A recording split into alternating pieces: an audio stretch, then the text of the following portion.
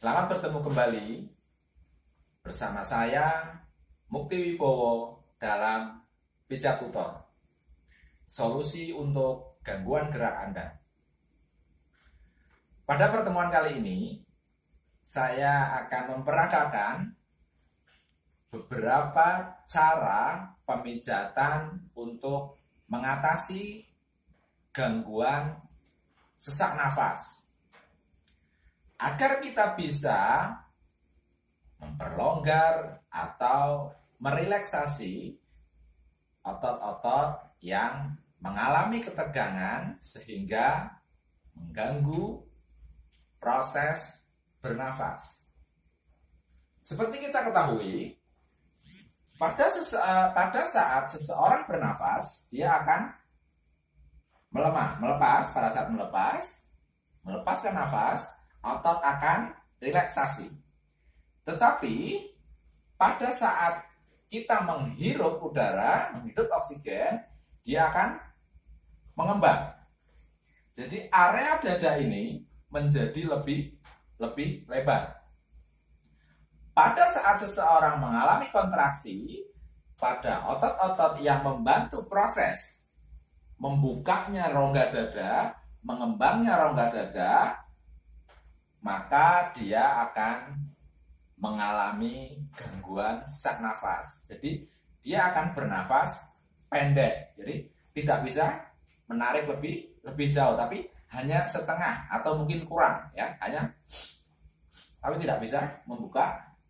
Nah, seperti ini. Jadi tidak mampu untuk mengambil nafas yang dalam, mengambil nafas yang panjang. Jadi proses ini terganggu karena adanya ketegangan otot-otot yang membantu proses bernafas ini. Oke, kita lanjut saja melakukan pemijatan untuk otot-otot yang membantu proses bernafas ini. Otot yang pertama membantu proses bernafas untuk mengangkat rongga dada adalah otot SCM, otot sternocleidomastoid. Dia berfungsi untuk mengangkat tulang klavikula ini ke atas. Otot sternocleidomastoid ini dia berawal dari area sternum. Dia ada persis di rongga di dada kita paling atas. Di sini ada cekungan dan dia berorigin di area mandibular. Dia lurus, gini ya. Caranya dengan kita miringkan, oke, gini, oke. Nah, ini akan kelihatan sekali. Otot ini perlu kita pijat dengan cara pertama memiringkan kepala, kemudian kita goyang otot ini, oke? Agar lebih mudah dalam proses pemijatan, kita bisa menggunakan bantuan dari minyak nabati. Oke, seperti ini. Pelan saja karena biasanya akan terasa sakit, oke? Jika otot ini melemas, otot ini rileks, maka pada saat proses bernafas, dia akan mampu untuk menarik tulang klavikula ini ke atas. Jadi untuk mengembangkan area dada depan. Oke. Selanjutnya adalah otot scalene. Otot ini ada di area belakang. Jadi di area leher sebelah belakang. Oke. Otot ini dapat kita pijat. Dia akan berasal dari sini. Ini otot scalene. Bisa kita raba, oke.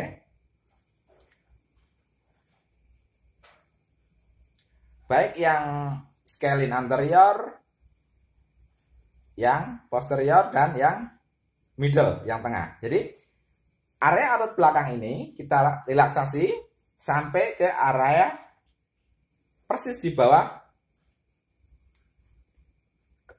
tulang kepala ya. Dia akan di sini. Area ini kita bantu dilemaskan. Otot scalene ini membantu untuk menarik tulang iga pertama yang atas, dia ada di das sini, dia untuk mengembang. Jadi agar proses bernafas menjadi lebih lega, kita lemaskan otot scalene ini. Oke. Caranya sederhana seperti ini. Kita gerak-gerakan ke depan dan ke belakang. Oke.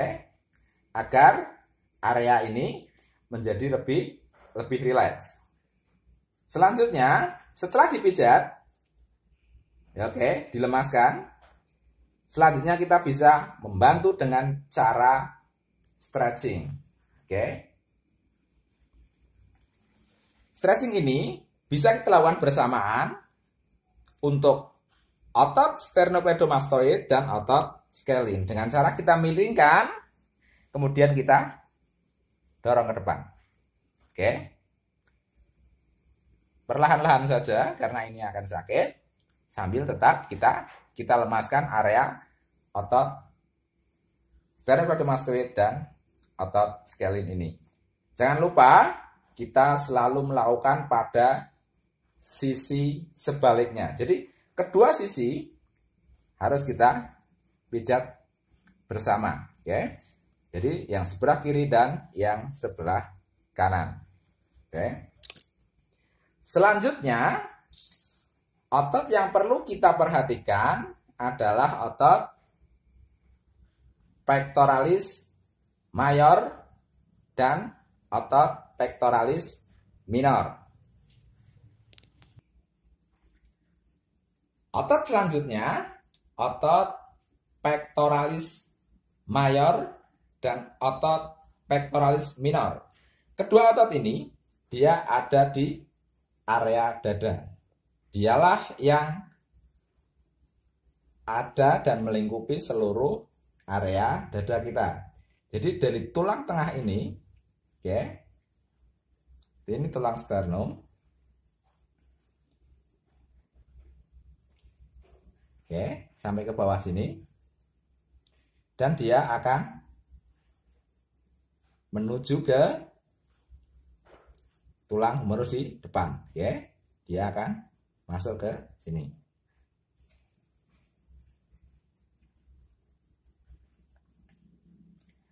Otot ini harus kita pijat perlahan-lahan karena ini akan menyangkut area yang biasanya pada saat orang yang mengalami gangguan sesak nafas, area sternum ini akan sakit. Kita tekan pelan-pelan saja, oke. Terutama di area tengah, di area tulang sternum ini. Kemudian kita mengarah ke tulang humerus, kita mengarah ke luar, pelan. Perlahan-lahan saja, gerakan ke kiri dan ke kanan secara perlahan-lahan. Jangan mengurut seperti ini, jangan ya, oke. Tapi letakkan jari kita per titik.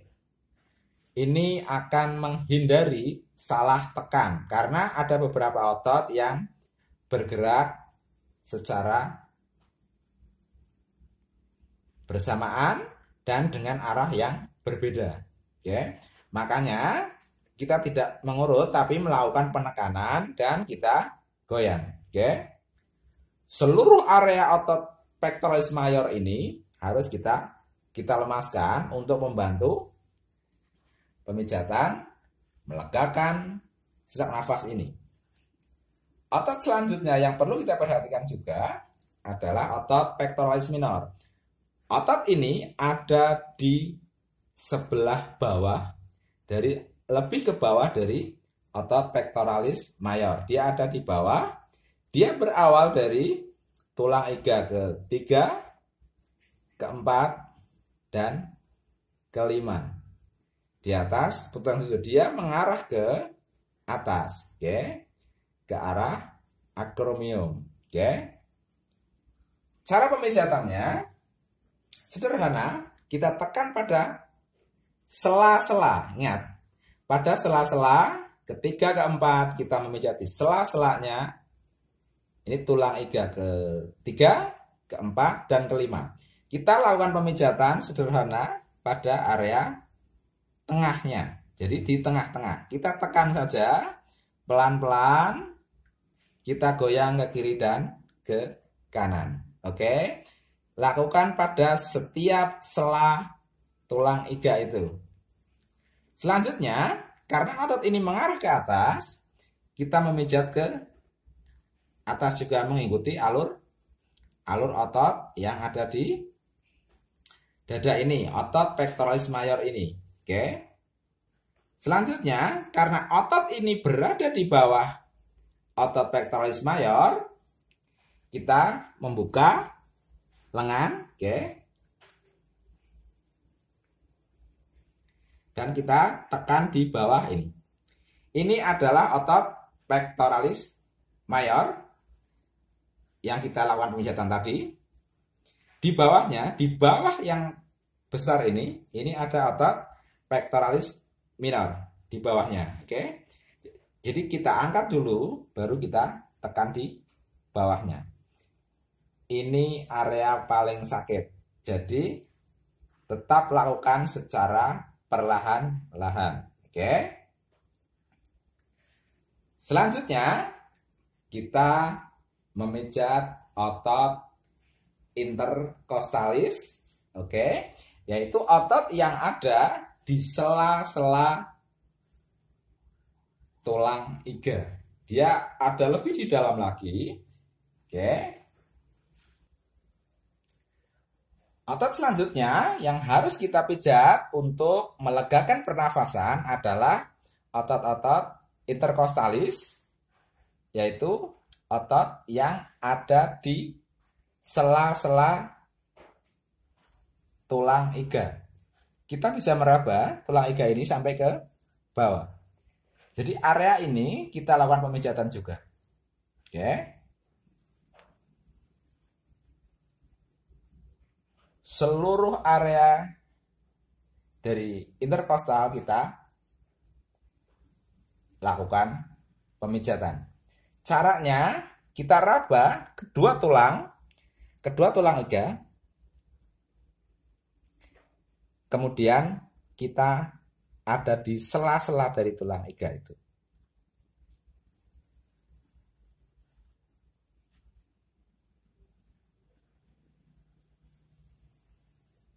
Oke. Kita raba persis di tengah-tengahnya. Dan ini terus di setiap sela. Sela-sela tulang iga inilah berada otot interkostal. Oke. Seluruhnya, seluruh area dada. Jadi otot ini sangat berpengaruh sekali kepada proses membukanya rongga dada yang mengalami sesak nafas itu. Oke. Otot selanjutnya lagi adalah otot serratus anterior. Otot ini ada di area samping luar dari tubuh kita, dari tubuh pasien. Dia ada di area depan sini, bentuknya seperti ini. Oke. Dia akan sampai ke tulang skapula yang ada di belakang. Oke. Cara pemijatannya, kalau otot interkostal kita raba persis ada di tengah-tengah tulang iga. Kalau otot serratus dia berada persis di atas tulang iga. Jadi begini. Cara pemijatannya, kita raba tulang iga. Oke. Dia ada di sini. Ini tulang iga, ini selaknya. Kalau interkostal ada di sela-sela, otot serratus ada di atas. Ini akan jauh lebih sakit karena ototnya kita tekan ke dalam dan membentur dengan tulang iga. Oke. Makanya kita harus pelan. Lakukan pemijatan searah dengan tulang iga yang ada. Oke. Kita tekan perlahan. Pada pemijatan sesungguhnya, kita bisa melakukan secara berbarengan antara otot interkostal, otot serratus ini. Oke. Kita pelan saja. Jadi kita bisa melakukan yang di sela-sela iga, kemudian kita di atas tulang iga. Oke. Perlahan, semua area ini kita lemaskan dan jangan lupa kita lakukan untuk kedua sisi. Tetapi karena letak jantung ada di area dada lebih ke kiri, maka jikalau Anda mendapatkan gangguan seperti ini, lakukan pemijatan pertama kali pada area dada sebelah kiri. Karena untuk lebih cepat membantu melonggarnya dada, terutama letak di mana jantung itu mengembang dan menginjuk. Jadi membesar, mengecil, mengejar, terutama di area dada sebelah kiri. Jadi untuk pemijatan sesak nafas, utamakan dada sebelah kiri juga. Sebelah kiri kita lakukan pemijatan lebih awal agar lebih cepat membantu proses leganya kita bernafas. Jadi seperti inilah. Selanjutnya ada satu lagi otot yang pembatas antara rongga dada dengan rongga perut, yaitu diafragma. Otot diafragma dia ada di paling dalam. Cara pemijatannya tentu saja susah karena otot ini ada di dalam rongga. Bagaimana cara pemijatannya? Kita lakukan stretching. Untuk memijat otot diafragma atau membantu melonggarkan otot diafragma, cara yang kita lakukan adalah memperhatikan letak dari tulang iga ini di tulang melayang, ya, oke, yang iga ke-11 dan ke-12. Selanjutnya kita lihat ke titik pertemuannya. Di sini L1, datu T11, 12 dan T1. Dia ada di area bawah sini. Oke. Ini. Nah, bagaimana cara kita melakukan pemijatan? Kita tekan di area belakang ini pada L12, pada T12, L1 dan di T11. Oke. Caranya kita dorong ke atas, kemudian pasien kita tarik ke belakang. Jadi kita stretching. Oke. Caranya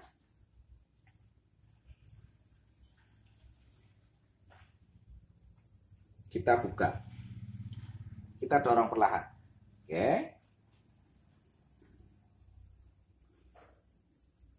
Karena otot ini juga berada di area samping, karena menutupi lingkungan, kita bisa menekan ini ke arah sebaliknya. Oke. Caranya kita tarik ke samping. Ini kita tekan ke samping. Oke. Kita lihat, yang ini kita tekan, yang ini ke buka otomatis. Oke. Kita lakukan ini berulang-ulang untuk area kiri dan kanan. Oke. Kita stretching, kita tekan di sini untuk mengunci. Oke. Kita tarik. Pelan-pelan saja. Pada saat orang menderita sesak nafas, digerakkan ini akan sakit. Jadi lakukan perlahan. Selalu perhatikan respon dari pasien kita agar kita bisa mengukur seberapa kemampuan dari pasien untuk menahan tekanan, karena ini akan sakit. Oke. Begitulah proses bagaimana cara kita melakukan pemijatan pada penderita gangguan sesak nafas. Pada zaman sekarang, pada saat sekarang di mana pandemi corona saat ini sedang merajalela, kita bisa membantu melegakan pernafasan dari penderita-penderita itu dengan cara pemijatan. Agar lebih efektif, kita harus menjelaskan kepada pasien selalu melakukan olahraga, selalu melakukan stretching pada otot-otot yang membantu dalam proses pernafasan, yaitu seperti kita lihat tadi, otot sternocleidomastoid, otot scalene yang ada di belakang, otot pectoralis major, pectoralis minor, otot interkostal, otot serratus anterior yang ada di bawah ketiak, dan pemijatan untuk otot diafragma yang ada di rongga dada dan rongga perut. Terima kasih, semoga pemaparan tadi bisa bermanfaat untuk kita semua. Salam sehat dari saya, Mukti Wibowo.